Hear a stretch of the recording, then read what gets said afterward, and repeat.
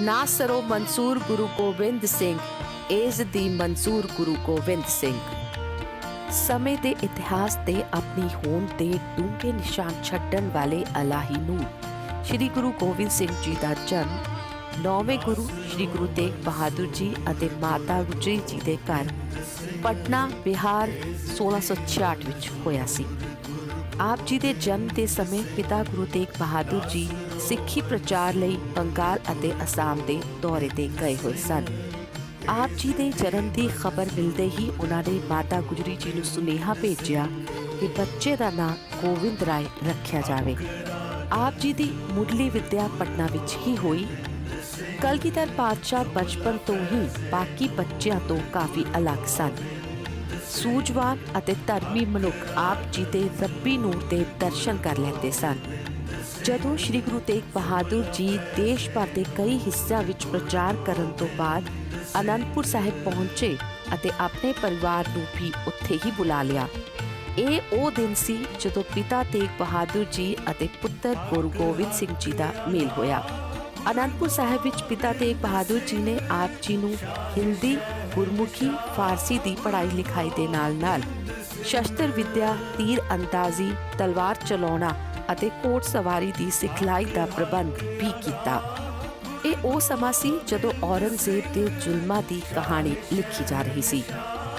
ਉਸਦੇ ਜ਼ਬਰਦਸਤੀ ਪੰਡਿਤਾਂ ਨੂੰ ਮੁਸਲਮਾਨ ਬਣਾਉਣ ਤੋਂ ਦੁਖੀ ਹੋ ਕੇ ਕੁਝ ਕਸ਼ਮੀਰੀ ਪੰਡਿਤ ਆਪ ਜੀ ਦੇ ਪਿਤਾ ਦੀ ਸ਼ਰਨ ਵਿੱਚ ਪਹੁੰਚੇ ਤੇ ਫਰਿਆਦ ਕੀਤੀ ਕਿ ਉਸਦੇ ਜ਼ੁਲਮਾਂ ਤੋਂ ਸਾਨੂੰ ਬਚਾਓ। ਗੁਰੂ ਤੇਗ ਬਹਾਦਰ ਜੀ ਨੇ ਜ਼ੁਲਮਾਂ ਦੀ ਵਾਰਤਾ ਸੁਣਨ ਤੋਂ ਬਾਅਦ ਸੋਚ ਵਿਚਾਰ ਕੇ ਕਿਹਾ, ਇਸ ਦਾ ਇੱਕੋ ਹੱਲ ਹੈ, ਕਿਸੇ ਮਹਾਪੁਰਸ਼ ਦੀ ਕੁਰਬਾਨੀ ਦੇਣੀ ਪਵੇਗੀ।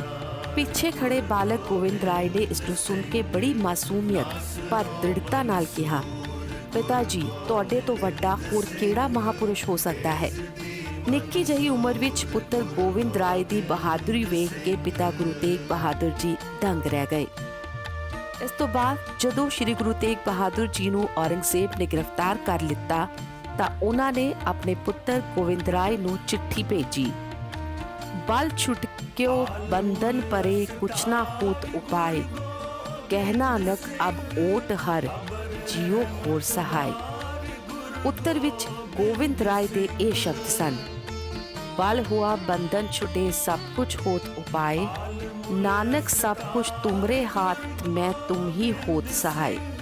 ਇੱਕ ਛੋਟੀ ਜਿਹੀ ਉਮਰ ਦੇ ਬਾਲਕ ਦਾ ਇਹ ਉੱਤਰ ਪੜ੍ਹ ਕੇ ਗੁਰੂ ਤੇਗ ਬਹਾਦਰ ਜੀ ਨੂੰ ਇਹ ਨਿਸ਼ਚਾ ਹੋ ਗਿਆ ਕਿ ਗੋਬਿੰਦ ਰਾਏ ਹੁਣ ਗੁਰਗੱਦੀ ਯੋਗ ਹੋ ਗਿਆ ਹੈ। ਉਹ ਕਿਸੇ ਵਿਪਤਾ ਸਮੇਂ ਡੋਲਣ ਵਾਲਾ ਨਹੀਂ ਹੈ। ਚਾਂਦੀ ਚੌਂਕ ਵਿੱਚ ਪਿਤਾ ਗੁਰੂ ਤੇਗ ਬਹਾਦਰ ਜੀ ਦੀ ਕੁਰਬਾਨੀ ਤੋਂ ਬਾਅਦ ਜਦੋਂ ਭਾਈ ਜੇਤਾ ਜੀ ਉਹਨਾਂ ਦਾ ਸੀਸ ਪੁੱਤਰ ਗੋਬਿੰਦ ਰਾਏ ਕੋਲ ਲੈ ਕਰ ਪਹੁੰਚੇ ਤਾਂ ਕਲਗੀਧਰ ਪਾਤਸ਼ਾਹ ਨੇ ਆਪਣੇ ਪਿਤਾ ਦੇ ਸੀਸ ਅੱਗੇ ਆਪਣਾ ਸੀਸ ਝੁਕਾ ਕੇ ਕਿਹਾ, ਕਦੋਂ ਤੱਕ ਫਕੀਰ ਸ਼ਹੀਦ ਹੁੰਦੇ ਰਹਿਣਗੇ। ਇਸ ਕਿਰਪਾਨ, ਤੇਗ ਤੇ ਪੱਠੇ ਵਿੱਚ ਪਏ ਤੀਰਾਂ ਦਾ ਕੀ ਫਾਇਦਾ ਹੈ ਜੋ ਇਸ ਜ਼ੁਲਮ ਦਾ ਟਾਕਰਾ ਨਹੀਂ ਕਰ ਸਕਦੇ। ਗੁਰੂ ਸਾਹਿਬ ਨੇ ਭਾਈ ਜੇਤਾ ਜੀ ਨੂੰ ਪੁੱਛਿਆ ਕਿ ਸ਼ਹੀਦੀ ਦੇ ਸਮੇਂ ਉੱਥੇ ਕੋਈ ਸਿੱਖ ਨਹੀਂ ਸੀ। ਭਾਈ ਜੇਤਾ ਜੀ ਨੇ ਜਵਾਬ ਦਿੱਤਾ ਕਿ ਹੋਣਗੇ ਪਰ ਪਹਿਚਾਣੇ ਤਾਂ ਨਹੀਂ ਜਾ ਸਕਦੇ। ਇਹ ਜਵਾਬ ਸੁਣ ਕੇ ਗੁਰੂ ਸਾਹਿਬ ਨੇ ਉਸੇ ਸਮੇਂ ਫੈਸਲਾ ਕਰ ਲਿੱਤਾ ਕਿ ਜ਼ੁਲਮ ਨਾਲ ਟੱਕਰ ਲੈਣ ਲਈ ਸਿੱਖਾਂ ਨੂੰ ਇੱਕ ਨਿਆਰਾ ਰੂਪ ਦੇਣ ਦਾ ਸਮਾਂ ਆ ਗਿਆ ਹੈ ਤਾਂ ਕਿ ਇੱਕ ਸਿੱਖ ਲੱਖਾਂ ਵਿੱਚ ਖੜਾ ਪਹਿਚਾਣਿਆ ਜਾ ਸਕੇ। ਪਿਤਾ ਦੀ ਸ਼ਹੀਦੀ ਤੋਂ ਬਾਅਦ 9 ਸਾਲਾਂ ਦੀ ਉਮਰ ਵਿੱਚ ਦਮਦਮਾ ਸਾਹਿਬ ਵਿਖੇ ਆਪ ਜੀ ਦੀ ਗੁਰਗੱਦੀ ਦੀ ਰਸਮ ਪੂਰੀ ਹੋਈ। ਉਸ ਵਕਤ ਤੱਕ ਮੁਗਲ ਹੁਕਮਰਾਨਾਂ ਦੇ ਜ਼ੁਲਮ ਤੇ ਅਤਿਆਚਾਰ ਦੀ ਇੰਤਹਾ ਹੋ ਚੁੱਕੀ ਸੀ। ਗੁਰੂ ਸਾਹਿਬ ਨੇ ਇਹਨਾਂ ਜ਼ੁਲਮਾਂ ਨਾਲ ਟੱਕਰ ਲੈਣ ਲਈ ਸੈਨਾ ਇਕੱਠੀ ਕਰਕੇ ਫੌਜੀ ਸਿਖਲਾਈ ਦੇਣੀ ਸ਼ੁਰੂ ਕਰ ਦਿੱਤੀ। 11 ਸਾਲ ਦੀ ਉਮਰ ਵਿੱਚ ਆਪ ਜੀ ਦਾ ਵਿਆਹ ਮਾਤਾ ਜੀਤੋ ਨਾਲ, ਫਿਰ 18 ਸਾਲ ਦੀ ਉਮਰ ਵਿੱਚ ਮਾਤਾ ਸੁੰਦਰੀ ਜੀ ਨਾਲ ਹੋਇਆ। ਮਾਤਾ ਜੀਤੋ ਦੀ ਕੁੱਖੋਂ 3 ਪੁੱਤਰ ਬਾਬਾ ਜੁਝਾਰ ਸਿੰਘ, ਬਾਬਾ ਫਤਿਹ ਸਿੰਘ ਅਤੇ ਬਾਬਾ ਜ਼ੋਰਾਵਰ ਸਨ। ਮਾਤਾ ਸੁੰਦਰੀ ਜੀ ਦੀ ਕੁੱਖੋਂ ਬਾਬਾ ਅਜੀਤ ਸਿੰਘ ਜੀ। ਹੁਣ ਸ਼੍ਰੀ ਗੁਰੂ ਗੋਬਿੰਦ ਸਿੰਘ ਜੀ ਨੇ ਕਲਗੀ ਲਗਾਉਣੀ ਸ਼ੁਰੂ ਕਰ ਦਿੱਤੀ ਅਤੇ ਘੋੜਿਆਂ ਤੇ ਚੜ੍ਹ ਕੇ ਸ਼ਿਕਾਰ ਖੇਡਣ ਵੀ ਚਲੇ ਜਾਂਦੇ। ਅਸਾਧਾਰਨ ਚੜਾਵੇ, ਸ਼ਸਤਰ, ਘੋੜੇ, ਹਾਥੀਆਂ ਨਾਲ ਉਹਨਾਂ ਦੀ ਸ਼ਾਨ ਸ਼ੌਕਤ ਰਾਜਿਆਂ ਨਾਲੋਂ ਵੀ ਵੱਧ ਗਈ। ਆਪਣੇ ਫੌਜੀ ਠਾਠ-ਬਾਠ ਨੂੰ ਸੰਪੂਰਨ ਕਰਨ ਲਈ ਆਪ ਜੀ ਨੇ ਇੱਕ ਰਣਜੀਤ ਨਗਾਰਾ ਬਣਵਾਇਆ। ਜਦੋਂ ਆਪ ਯੋਧਿਆਂ ਨਾਲ ਸ਼ਿਕਾਰ ਖੇਡਣ ਜਾਣ ਤੋਂ ਪਹਿਲਾਂ ਉਸ ਨੂੰ ਵਜਾਉਂਦੇ ਤਾਂ ਇਸ ਦੀ ਗੂੰਜ ਨਾਲ ਪਹਾੜਾਂ ਦੀਆਂ ਟੂਨਾਂ ਗੂੰਜ ਉੱਠਦੀਆਂ ਅਤੇ ਸੁਣਨ ਵਾਲਿਆਂ ਦੇ ਹਿਰਦੇ ਕੰਬ ਉੱਠਦੇ। ਇਸ ਤਰ੍ਹਾਂ ਹਿੰਦੂ ਰਾਜੇ ਮਹਾਰਾਜਿਆਂ ਤੇ ਉੱਚ ਜਾਤੀਆਂ ਨੂੰ ਇਹ ਗਲਤਫਹਿਮੀ ਹੋਣ ਲੱਗੀ ਕਿ ਅਗਰ ਸਿੱਖੀ ਫੈਲ ਗਈ ਤਾਂ ਸਾਡੀਆਂ ਪਦਵੀਆਂ, ਅਧਿਕਾਰਾਂ ਅਤੇ ਅਖਤਿਆਰ ਘਟ ਜਾਣਗੇ। ਇਸੇ ਡਰ ਨਾਲ ਉਹਨਾਂ ਨੇ ਮੁਗਲ ਹਕੂਮਤ ਨਾਲ ਹੱਥ ਮਿਲਾ ਕੇ ਗੁਰੂ ਜੀ ਦੀ ਖਿਲਾਫਤ ਸ਼ੁਰੂ ਕਰ ਦਿੱਤੀ। ਸਭ ਨੇ ਮਿਲ ਕੇ ਗੁਰੂ ਜੀ ਨੂੰ ਸਭ ਤੋਂ ਪਹਿਲਾਂ ਸੰਦੇਸ਼ ਭੇਜਿਆ ਕਿ ਸਾਡੀ ਅਧੀਨਤਾ ਕਬੂਲ ਕਰਕੇ ਅਨੰਦਪੁਰ ਸਾਹਿਬ ਖਾਲੀ ਕਰ ਦਿਓ ਜਾਂ ਯੁੱਧ ਲਈ ਤਿਆਰ ਰਹੋ। ਗੁਰੂ ਸਾਹਿਬ ਦਾ ਉੱਤਰ ਉਹਨਾਂ ਦੀ ਅਣਖ, ਦਲੇਰੀ ਅਤੇ ਚੜ੍ਹਦੀ ਕਲਾ ਦਾ ਸਬੂਤ ਹੈ। ਉਹਨਾਂ ਨੇ ਉੱਤਰ ਦਿੱਤਾ, ਰਈਅਤ ਤਾਂ ਅਸੀਂ ਕੇਵਲ ਵਾਹਿਗੁਰੂ ਦੀ ਹਾਂ, ਨਾ ਅਸੀਂ ਕਿਸੇ ਤੋਂ ਡਰਦੇ ਹਾਂ ਨਾ ਡਰਾਉਂਦੇ ਹਾਂ, ਨਾ ਕਿਸੇ ਦੀ ਈਨ ਮੰਨਦੇ ਹਾਂ ਨਾ ਮਨਵਾਉਂਦੇ ਹਾਂ। ਅਨੰਦਪੁਰ ਸਾਹਿਬ ਸਾਡੇ ਗੁਰੂ ਪਿਤਾ ਦੀ ਮੁੱਲ ਖਰੀਦੀ ਥਾਂ ਤੇ ਉਸਰਿਆ ਹੈ। ਉੱਥੋਂ ਕੱਢਣ ਜਾਂ ਨਿਕਲਣ ਦਾ ਸਵਾਲ ਹੀ ਪੈਦਾ ਨਹੀਂ ਹੁੰਦਾ। ਗੁਰੂ ਸਾਹਿਬ ਨੇ ਇਹ ਉੱਤਰ ਦਿੱਤਾ, ਪਰ ਉਹਨਾਂ ਨੂੰ ਇਹ ਅੰਦੇਸ਼ਾ ਵੀ ਹੋ ਗਿਆ ਕਿ ਆਉਣ ਵਾਲਾ ਸਮੇਂ ਹੁਣ ਯੁੱਧ ਦਾ ਰਹੇਗਾ। ਉਹਨਾਂ ਨੇ ਸਿੱਖ ਸੰਗਤਾਂ ਨੂੰ ਹੁਕਮ ਜਾਰੀ ਕਰ ਦਿੱਤਾ ਕਿ ਹੁਣ ਧਨ ਦੀ ਜਗ੍ਹਾ ਸ਼ਸਤਰ, ਬਸਤਰ ਤੇ ਘੋੜੇ ਭੇਟਾਂ ਵਜੋਂ ਲਿਆਂਦੇ ਜਾਣ। ਪੰਗਾਣੀ ਦੇ ਯੁੱਧ ਵਿੱਚ ਜਿੱਤ ਨੇ ਗੁਰੂ ਸਾਹਿਬ ਦੇ ਆਦਰਸ਼ਾਂ ਨੂੰ ਦ੍ਰਿੜਤਾ ਅਤੇ ਕੌਮ ਉਸਾਰੀ ਦੇ ਮਕਸਦ ਨੂੰ ਤਾਕਤ ਬਖਸ਼ੀ। ਗੁਰੂ ਸਾਹਿਬ ਇਹ ਤਾਂ ਸਮਝ ਗਏ ਕਿ ਇਹ ਪਹਿਲੀ ਲੜਾਈ ਹੈ, ਆਖਰੀ ਨਹੀਂ। ਗੁਰੂ ਸਾਹਿਬ ਨੇ ਆਪਣੀ ਫੌਜ ਨੂੰ ਇਸ ਤਰ੍ਹਾਂ ਤਿਆਰ ਕੀਤਾ ਕਿ ਉਹਨਾਂ ਵਿੱਚ ਹਕੂਮਤ ਨੂੰ ਵੰਗਾਰਨ ਦੀ ਸ਼ਕਤੀ ਆ ਚੁੱਕੀ ਸੀ। ਹੁਣ ਜ਼ਰੂਰਤ ਸੀ ਇਸ ਦੇ ਨਿਆਰੇ ਸਰੂਪ, ਸ਼ਖਸੀਅਤ ਤੇ ਵਿਲੱਖਣ ਹੋਣ ਦੀ ਅਤੇ ਹਸਤੀ ਦੀ। 29 ਮਾਰਚ 1699 ਦੀ ਵਿਸਾਖੀ ਦੇ ਜੋੜ ਮੇਲੇ ਵਿੱਚ ਸੰਗਤ ਵਿੱਚੋਂ 5 ਬਹਾਦਰ ਯੋਧਿਆਂ ਨੂੰ ਚੁਣਿਆ ਅਤੇ ਉਹਨਾਂ ਨੂੰ 5 ਪਿਆਰਿਆਂ ਦਾ ਰੂਪ ਦੇ ਕੇ ਉਹਨਾਂ ਨੂੰ ਖਾਲਸੇ ਦਾ ਰੂਪ ਬਣਾ ਦਿੱਤਾ। ਖਾਲਸਾ ਮੇਰੋ ਰੂਪ ਹੈ ਖਾਸ, ਖਾਲਸਾ ਮਹਿ ਹੋ ਕਰੋ ਨਿਵਾਸ, ਖਾਲਸਾ ਮੇਰੋ ਮੁਖ ਹੈ ਅੰਗਾ, ਖਾਲਸੇ ਕੇ ਹੋ ਸਦ ਸਦ ਸੰਗਾ। ਫਿਰ ਉਹਨਾਂ ਤੋਂ ਆਪ ਅੰਮ੍ਰਿਤ ਛਕਿਆ ਅਤੇ ਗੋਬਿੰਦ ਰਾਏ ਤੋਂ ਗੋਬਿੰਦ ਸਿੰਘ ਬਣ ਕੇ ਗੁਰੂ ਚੇਲੇ ਦਾ ਭੇਦ ਮਿਟਾ ਦਿੱਤਾ ਅਤੇ ਕਿਹਾ, ਏਕ ਪਿਤਾ ਏਕਸ ਕੇ ਹਮ ਬਾਰਿਕ। ਸਿੱਖਾਂ ਨੂੰ 5 ਕਕਾਰ ਧਾਰਨ ਕਰਵਾ ਦਿੱਤੇ ਅਤੇ ਸਿੱਖਾਂ ਦੇ ਨਾਮ ਨਾਲ ਹੁਣ ਸਿੰਘ ਜੋੜ ਦਿੱਤਾ ਗਿਆ। ਇਸ ਤਰ੍ਹਾਂ ਖਾਲਸੇ ਦੀ ਸਿਰਜਣਾ ਦਾ ਕੰਮ ਪੂਰਾ ਹੋਇਆ, ਜਿਸ ਨੇ ਹਿੰਦੁਸਤਾਨ ਦੀ ਮਿੱਟੀ ਵਿੱਚ ਅਜਿਹੇ ਸੰਤ ਸਿਪਾਹੀ ਪੈਦਾ ਕੀਤੇ ਜਿਨ੍ਹਾਂ ਨੇ ਦੇਸ਼ ਦੀ ਤਸਵੀਰ ਅਤੇ ਤਕਦੀਰ ਬਦਲ ਕੇ ਰੱਖ ਦਿੱਤੀ ਅਤੇ ਸਿੱਖੀ ਨੂੰ ਉਸ ਮੰਜ਼ਿਲ ਤੇ ਪਹੁੰਚਾ ਦਿੱਤਾ ਜਿੱਥੇ ਦੁਸ਼ਮਣ ਦੀਆਂ ਲੱਖਾਂ ਕੋਸ਼ਿਸ਼ਾਂ ਦੇ ਬਾਵਜੂਦ ਕੋਈ ਹਿਲਾ ਨਹੀਂ ਸਕਿਆ। ਗੁਰੂ ਜੀ ਦੀ ਚਲਾਈ ਇਸ ਲਹਿਰ ਨੂੰ ਕੁਚਲਣ ਲਈ ਕੁਝ ਮਤਲਬ ਪ੍ਰਸਤ ਅਤੇ ਰਾਜਸੀ ਠਾਠ-ਬਾਠ ਦੇ ਮੋਹ ਵਿੱਚ ਫਸੇ ਪਹਾੜੀ ਰਾਜਿਆਂ ਨੇ ਮੁਗਲ ਹਕੂਮਤਾਂ ਨਾਲ ਮਿਲ ਕੇ ਯੁੱਧ ਦੀ ਯੋਜਨਾ ਬਣਾਉਣੀ ਸ਼ੁਰੂ ਕਰ ਦਿੱਤੀ। ਅਨੰਦਪੁਰ ਸਾਹਿਬ ਦੀ ਪਹਿਲੀ ਲੜਾਈ ਵਿੱਚ ਮੁਗਲ ਹਕੂਮਤ ਅਤੇ ਰਾਜਿਆਂ ਦੀ 10 ਲੱਖ ਦੀ ਫੌਜ ਦੇ ਸਾਹਮਣੇ ਸੀ ਗੁਰੂ ਸਾਹਿਬ ਦੀ 1000 ਦੀ ਫੌਜ, ਪਰ ਉਹਨਾਂ ਦੇ ਹੌਸਲਿਆਂ ਅੱਗੇ ਦੁਸ਼ਮਣਾਂ ਦੀ ਗਿਣਤੀ ਵੀ ਘਟ ਪੈ ਗਈ। ਗੁਰੂ ਗੋਬਿੰਦ ਸਿੰਘ ਜੀ ਦੇ ਵਾਧੇ ਰਸੂਖ ਦੀਆਂ ਖਬਰਾਂ ਜਦੋਂ ਔਰੰਗਜ਼ੇਬ ਤੱਕ ਪਹੁੰਚੀਆਂ ਤਾਂ ਉਸਨੇ ਗੁਰੂ ਜੀ ਅਤੇ ਅਨੰਦਪੁਰ ਸਾਹਿਬ ਦਾ ਨਾਮੋ ਨਿਸ਼ਾਨ ਮਿਟਾਉਣ ਦਾ ਆਦੇਸ਼ ਜਾਰੀ ਕਰ ਦਿੱਤਾ। ਇਸ ਤੋਂ ਬਾਅਦ ਅਨੰਦਪੁਰ ਸਾਹਿਬ ਦੇ ਕਿਲੇ ਨੂੰ ਘੇਰ ਲਿਆ ਗਿਆ। ਲੱਖਾਂ ਦੀ ਫੌਜ ਹਜ਼ਾਰਾਂ ਸਿੰਘਾਂ ਦੇ ਹੌਸਲੇ ਨਹੀਂ ਤੋੜ ਸਕੀ ਤਾਂ ਫਿਰ ਯੋਜਨਾ ਬਣਾਈ ਗਈ ਕਿ ਇਹਨਾਂ ਸਿੰਘਾਂ ਨੂੰ ਭੁੱਖੇ ਭਾਣੇ ਮਾਰਿਆ ਜਾਏ। ਇਸ ਤਰ੍ਹਾਂ ਅਨੰਦਪੁਰ ਸਾਹਿਬ ਕਿਲੇ ਵਿੱਚ ਸਿੱਖ ਕਿਲੇ ਦੇ ਅੰਦਰ ਬੰਦ ਹੋ ਗਏ। ਭੋਜਨ ਪਾਣੀ ਦੀ ਵਿਵਸਥਾ ਰੁਕ ਗਈ। ਫਿਰ ਉਹ ਦਿਨ ਆਇਆ, ਭੁੱਖੇ ਪਾਣੀ ਸਿੱਖਾਂ ਦੀ ਹਿੰਮਤ ਟੁੱਟ ਗਈ। ਗੁਰੂ ਸਾਹਿਬ ਨੂੰ ਉਹਨਾਂ ਨੇ ਕਿਲਾ ਛੱਡਣ ਦੀ ਬੇਨਤੀ ਕੀਤੀ। ਗੁਰੂ ਸਾਹਿਬ ਨੇ ਉਹਨਾਂ ਨੂੰ ਬਹੁਤ ਸਮਝਾਉਣ ਦੀ ਕੋਸ਼ਿਸ਼ ਕੀਤੀ। ਜਦੋਂ ਉਹ ਨਹੀਂ ਮੰਨੇ ਤਾਂ ਉਹਨਾਂ ਨੇ ਇਸ ਨੂੰ ਹੁਕਮ ਮੰਨਿਆ ਅਤੇ ਕਿਲਾ ਛੱਡਣ ਦਾ ਫੈਸਲਾ ਕਰ ਲਿੱਤਾ।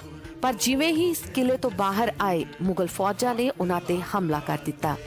ਪੋਹ ਦੀਆਂ ਠੰਡੀਆਂ ਰਾਤਾਂ, ਬਾਰਿਸ਼, ਝੱਖੜ, ਲਗਾਤਾਰ ਵਰਦੇ ਮੀਂਹ ਨੇ ਸਰਸਾ ਦਾ ਪਾਣੀ ਚੜਾ ਦਿੱਤਾ।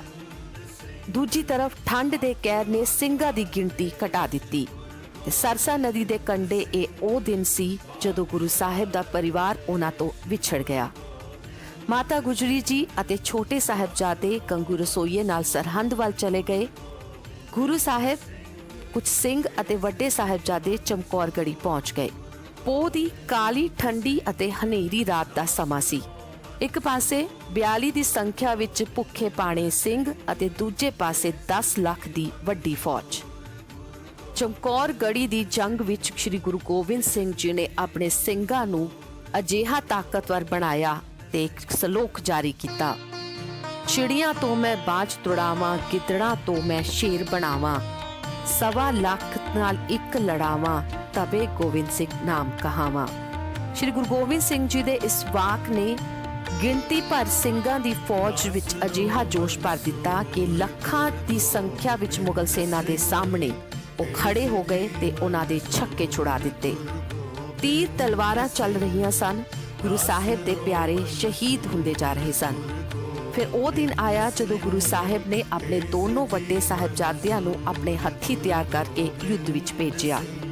ਦੋਨੋਂ ਵੱਡੇ ਸਾਹਿਬਜ਼ਾਦਿਆਂ ਨੇ ਆਪਣੀ ਬਹਾਦਰੀ ਦੇ ਅਜਿਹੇ ਜੌਹਰ ਦਿਖਾਏ ਕਿ ਵੈਰੀ ਤਰਾ ਤਰਾ ਕਰ ਉੱਠਿਆ।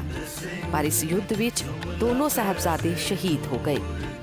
ਜਦੋਂ ਪਿਤਾ ਨੇ ਯੁੱਧ ਵਿੱਚ ਪੁੱਤਰਾਂ ਦੀ ਸ਼ਹਾਦਤ ਦੇਖੀ ਤਾਂ ਉਹਨਾਂ ਨੇ ਜੈਕਾਰਾ ਛੱਡਿਆ, ਪਰਾਈ ਅਮਨ ਕਿਉਂ ਰੱਖੀਏ, ਦਿੱਤੇ ਹੀ ਸੁਖ ਹੋਏ, ਤੇਰੀ ਅਮਾਨਤ ਤੇਰੇ ਹਵਾਲੇ। ਗੁਰੂ ਸਾਹਿਬ ਨੇ ਕਿਹਾ, ਗੁਰੂ ਤੇਗ ਬਹਾਦਰ ਜੀ ਦੀ ਕੁਰਬਾਨੀ ਸਦਕਾ ਮੈਨੂੰ ਸ਼ਹੀਦ ਦੇ ਪੁੱਤਰ ਹੋਣ ਦਾ ਮਾਣ ਮਿਲਿਆ। ਅੱਜ ਇਹਨਾਂ ਯੋਧਿਆਂ ਦੀ ਕਰਨੀ ਸਦਕਾ ਸ਼ਹੀਦਾਂ ਦਾ ਪਿਤਾ ਹੋਣ ਦਾ ਹੱਕਦਾਰ ਬਣਿਆ ਹਾਂ। ਅਰਦਾਸ ਪ੍ਰਵਾਨ ਹੋਵੇ ਜੀ ਤੇ ਲੱਖ ਲੱਖ ਧੰਨਵਾਦ। ਇਸ ਤੋਂ ਬਾਅਦ ਸਰਹੰਦ ਸਾਕੇ ਦੀ ਜਾਣਕਾਰੀ ਵੀ ਆਪ ਜੀ ਨੂੰ ਮਿਲ ਗਈ ਅਤੇ ਛੋਟੇ ਸਾਹਿਬਜ਼ਾਦਿਆਂ ਨਾਲ ਹੋਏ ਜ਼ੁਲਮ ਦੀ ਵਾਰਤਾ ਆਪਨੇ ਬੜੇ ਹੀ ਸ਼ਾਂਤ, ਅਡੋਲ ਅਤੇ ਧੀਰਜ ਨਾਲ ਸੁਣੀ। ਅਵਤਾਰਾਂ, ਰਸੂਲਾਂ, ਪੈਗੰਬਰਾਂ ਵਿੱਚ ਕੋਈ ਐਸਾ ਸਾਬਰ ਨਹੀਂ ਹੋਇਆ ਜਿਸ ਨੇ ਆਪਣੇ ਪੁੱਤਰਾਂ ਨੂੰ ਆਪ ਜੰਗ ਵਿੱਚ ਤੋੜ ਕੇ ਸ਼ਹੀਦ ਕਰਵਾ ਕੇ ਇੱਕ ਹੰਝੂ ਵੀ ਨਾ ਘੇਰਿਆ ਹੋਵੇ ਅਤੇ ਉਸ ਅਕਾਲ ਪੁਰਖ ਦਾ ਧੰਨਵਾਦ ਕੀਤਾ ਹੋਵੇ। ਗੁਰੂ ਸਾਹਿਬ ਨੇ ਆਪਣੇ ਪੁੱਤਰਾਂ ਨੂੰ ਦੇਸ਼ ਤੇ ਕੌਮ ਤੋਂ ਵਾਰ ਕੇ ਦੇਸ਼ ਵਾਸੀਆਂ ਦੀ ਰੂਹ ਨੂੰ ਪੁਨਰ ਜੀਵਤ ਕਰ ਦਿੱਤਾ। ਮੁਕਤਸਰ ਦੀ ਜੰਗ ਗੁਰੂ ਸਾਹਿਬ ਦੀ ਮੁਗਲ ਹਕੂਮਤ ਨਾਲ ਆਖਰੀ ਜੰਗ ਸੀ ਜੋ ਦੁਨੀਆ ਦੇ ਇਤਿਹਾਸ ਵਿੱਚ ਸਮੂਹਕ ਸ਼ਹਾਦਤ, ਅਸਾਮੀ ਟੱਕਰ ਅਤੇ ਜਿੱਤ ਦੀ ਅਦੁੱਤੀ ਮਿਸਾਲ ਬਣੀ। ਸ਼੍ਰੀ ਗੁਰੂ ਗੋਬਿੰਦ ਸਿੰਘ ਜੀ ਨੇ ਖਾਲਸਾ ਪੰਥ ਦੀ ਰੱਖਿਆ ਲਈ 14 ਜੰਗਾਂ ਲੜੀਆਂ। ਇਸ ਤੋਂ ਬਾਅਦ ਜਦੋਂ ਆਪ ਵਾਪਸ ਅਨੰਦਪੁਰ ਸਾਹਿਬ ਪਹੁੰਚੇ ਤਾਂ ਮਾਤਾ ਸੁੰਦਰੀ ਜੀ ਨੇ ਸਾਹਿਬਜ਼ਾਦਿਆਂ ਬਾਰੇ ਪੁੱਛਿਆ ਤਾਂ ਕਲਗੀਧਰ ਪਾਤਸ਼ਾਹ ਦਾ ਜਵਾਬ ਸੀ, ਇਨ ਪੁੱਤਰਨ ਕੇ ਸੀਸ ਪੈ ਵਾਰ ਦਿਆ ਸੁਤ ਚਾਰ ਮੁਏ ਤੋਂ ਕਿਆ ਹੁਆ, ਜੀਵਤ ਕਈ ਹਜ਼ਾਰ। ਫਿਰ ਦਮਦਮਾ ਸਾਹਿਬ ਵਿਖੇ ਆਪ ਜੀ ਨੇ ਗੁਰੂ ਅਰਜਨ ਦੇਵ ਜੀ ਦੁਆਰਾ ਲਿਖੀ ਬੀੜ ਨੂੰ ਨਵੇਂ ਸਿਰੇ ਤੋਂ ਸ਼ੁਰੂ ਕਰਵਾਇਆ ਅਤੇ ਪਿਤਾ ਗੁਰੂ ਤੇਗ ਬਹਾਦਰ ਜੀ ਦੀ ਬਾਣੀ ਦਰਜ ਕਰਾਈ। ਗੁਰੂ ਜੀ ਨੇ ਵੀ ਜਾਪ ਸਾਹਿਬ, ਅਕਾਲ ਉਸਤਤ, 33 ਸਵਈਏ, ਚੰਡੀ ਦੀ ਵਾਰ, ਸ਼ਬਦ ਹਜ਼ਾਰੇ ਵਰਗੀ ਪਵਿੱਤਰ ਬਾਣੀਆਂ ਦੀ ਰਚਨਾ ਕੀਤੀ। ਉਹਨਾਂ ਦੀ ਲਿਖੀ ਬਾਣੀ ਵਿੱਚ ਅਲੰਕਾਰਾਂ ਦੀ ਭਰਮਾਰ ਹੈ, ਪਰ ਫਿਰ ਵੀ ਬਾਣੀ ਵਿੱਚ ਸਾਦਗੀ ਰੱਖਣਾ ਉਹਨਾਂ ਦੀ ਰਚਨਾ ਦਾ ਖਾਸ ਗੁਣ ਹੈ। ਫਿਰ ਉਹ ਸਮਾਂ ਆਇਆ ਜਦੋਂ ਕਲਗੀਧਰ ਪਾਤਸ਼ਾਹ ਨੂੰ ਦੁਨਿਆਵੀ ਸ਼ਰੀਰ ਨੂੰ ਤਿਆਗਣ ਦੇ ਸਮੇਂ ਦਾ ਨਜ਼ਦੀਕ ਆਉਣ ਦਾ ਅਹਿਸਾਸ ਹੋ ਗਿਆ। ਉਹਨਾਂ ਨੇ 5 ਪੈਸੇ ਤੇ ਇੱਕ ਨਾਰੀਅਲ ਮੰਗਵਾਇਆ। ਆਖਰੀ ਦੀਵਾਨ ਸਜਿਆ, ਸ਼੍ਰੀ ਗੁਰੂ ਗ੍ਰੰਥ ਸਾਹਿਬ ਦਾ ਪ੍ਰਕਾਸ਼ ਕੀਤਾ ਗਿਆ। ਗੁਰੂ ਜੀ ਨੇ 5 ਪੈਸੇ ਤੇ ਨਾਰੀਅਲ ਅੱਗੇ ਰੱਖ ਕੇ ਮੱਥਾ ਟੇਕਿਆ ਅਤੇ ਗੁਰਗੱਦੀ ਮਰਿਆਦਾ ਅਨੁਸਾਰ ਗੁਰੂ ਗ੍ਰੰਥ ਸਾਹਿਬ ਨੂੰ ਸੌਂਪ ਦਿੱਤੀ। ਗੁਰੂ ਸਾਹਿਬ ਨੇ ਕਿਹਾ, ਆਗਿਆ ਭਰੀ ਅਕਾਲ ਕੀ ਤभी ਚਲਾਇਓ ਪੰਥ, ਸਭ ਸਿੱਖਨ ਕੋ ਹੁਕਮ ਹੈ ਗੁਰੂ ਮਾਨਿਓ ਗ੍ਰੰਥ। ਗੁਰਿਆਈ ਗੁਰੂ ਗੋਬਿੰਦ ਸਿੰਘ ਜੀ ਤੋਂ ਗੁਰੂ ਗ੍ਰੰਥ ਸਾਹਿਬ ਅਤੇ ਗੁਰੂ ਪੰਥ ਵਿੱਚ ਪਰਿਵਰਤਿਤ ਹੋ ਗਈ।